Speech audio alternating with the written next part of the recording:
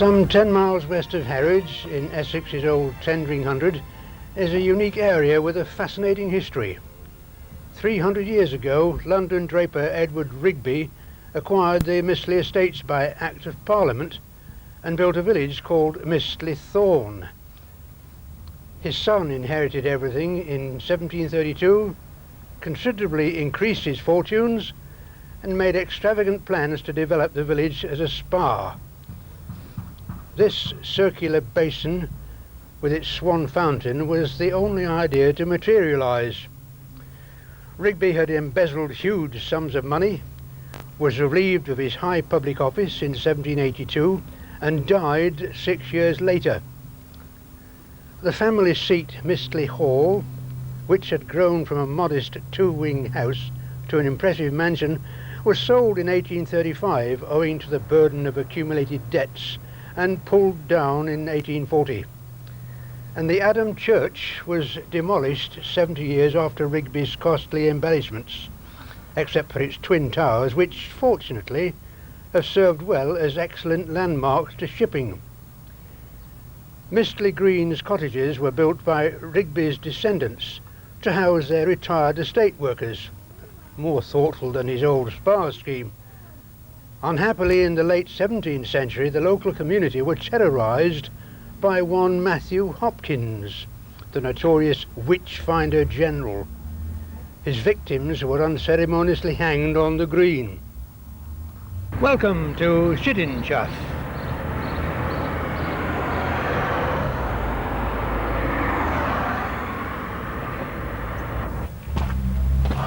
While swanning round the walls, a bit of history about Mistley's tiny but apparently more important neighbour, Schiddinchav. Yes, that's the name recorded in Doomsday. Historians claim that as long ago as 55 BC, the Mani tribe sent gifts and hostages to Caesar's camp near the River Thames. Throughout the Middle Ages, it was a prosperous market town with a river trade on the Stour, then navigable as far as Sudbury. Its annual fair was known far and wide, at which one of the customs was to roast a whole ox stuffed with batter pudding. Fact or fiction? Well, Shakespeare's Henry IV refers to Falstaff as that roasted Manningtree ox, and the original access to Mistley maltings is still known locally as Batter Pudding Hill. Well, in Tudor times, Manningtree, to give it its post-1086 title, was a flourishing place, till trouble struck in 1616 when the parish church burnt down. The townspeople petitioned for a permit to rebuild it, complaining, "The men are compelled to repair to the parish church of Mistley, 2 miles distant, and leave their town open and subject to any spoil and invasion by seafaring men and pirates." The permit was granted. Well, Manningtree, all 22 acres of it, enjoys a unique importance out of all proportion to its size. It has a mainline railway station built in Lawford on an embankment made from soil carted from Mistley, but it's called Manningtree, and its modern post office is the largest in the area, and yet it retains its individual character. Come and see. Almost opposite Newell's photography shop in the right foreground of this picture of Wherry Corner once stood the Wherry Inn. Both were undoubtedly named after the sailing barge or lighter. The horse and cart in the background delivered fresh milk twice daily from Dale Farm, Lawford. But not anymore. The farm is now a housing estate. Newell's shop has closed, but his postcards provide a permanent record of the town's unique history. The corner has long been a popular meeting place. Must have been the lure of the river. If not then, it certainly is today. Just look at all the boats and all the activity around.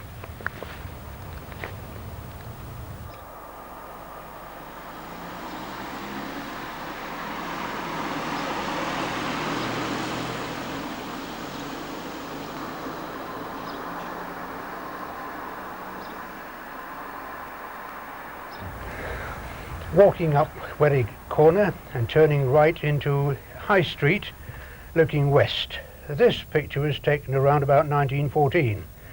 The 1616 rebuilt parish church, left centre of picture, complete with square tower and, rather unusually, a clock fixed to the eaves where it could be seen better from the street. Were the men still compelled to repair to church? Well, attendances were already dwindling, and by 1966 it had to close and was demolished. Today's only reminder, a fragment of buttress, and on the reverse a commemorative plaque. On the immediate left is part of the Packet Inn, looking back down the east end of the High Street. The ivy-covered building in the centre was the vicarage, but now much altered as the annex of the Crown Hotel. The Packet Hotel, it was sometimes referred to as the Packet Inn, unfortunately, here decorated for Edward VII's coronation in 1901, was once an old coaching inn supplying changes of horses, and it also had access to the quay. It closed in 1914, and it's now Townsend's Toys, Books and Stationers shop. And facing Townsend's, a worthy charity shop next door to, what's this, Worldly Goods Ethnic Craft Shop? Adjoining that, a shop which perhaps holds the record for changes of ownership. It was Spooner's Family Grocer and Provision Merchant in 1910, and for a good many years. Then it became International Stores in the 20s and 30s, then the Village Store until comparatively recently, and now Dillon's Newsagent, Grocers and Off-Licence. One could say the High Street East is well catered for, with 2 cafes and the Crown Hotel at the far end. A rather nice touch between the tea room and the hotel, the simple, lovingly cared for war memorial, with beautiful floral displays, locally sponsored and looked after. Now here is the Market Cross, halfway down the High Street, which is divided by South Street. The junction is known as the Market Cross. Looking up South Street, Felgett's old cycle store has closed, while Dennis's tailor and hattler business has changed hands many times.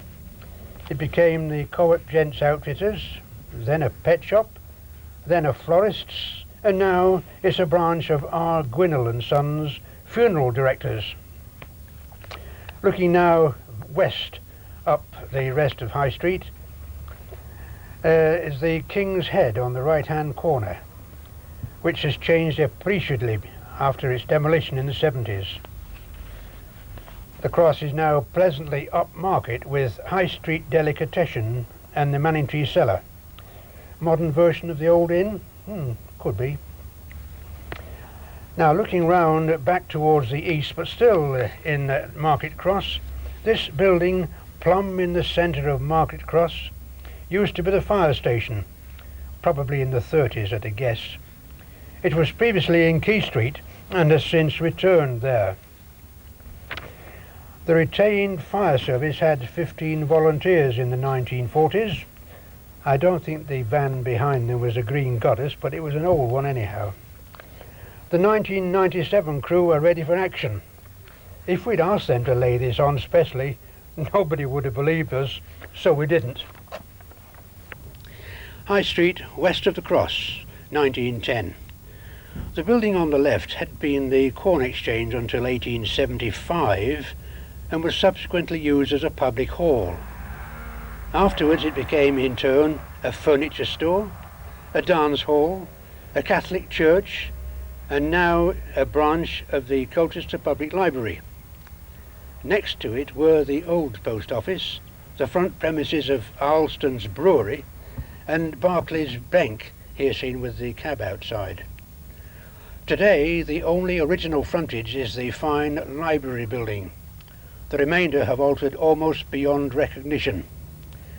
The large post office, built in 1936, replaced the old one and the adjoining brewery building, and Barclays has had a facelift. On the opposite side, the White Hart Hotel is still open for business. In pre-war days, the AA sign of recommendation was proudly displayed. Bakery, where one could buy home-baked bread fresh from the oven. Lovely.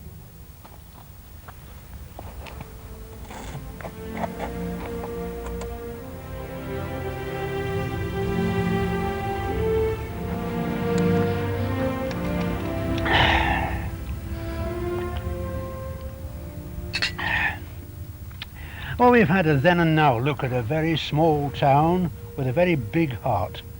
A town prepared to move with the times whilst retaining its old world charm and character. Would it have fared as well if it had been included in the Honourable Richard Rigby's Mistly inheritance? Well, Manningtree seems to have managed all right on its own, a quite remarkable area of only 22 acres. Small, yeah, but small really is beautiful. Cheers.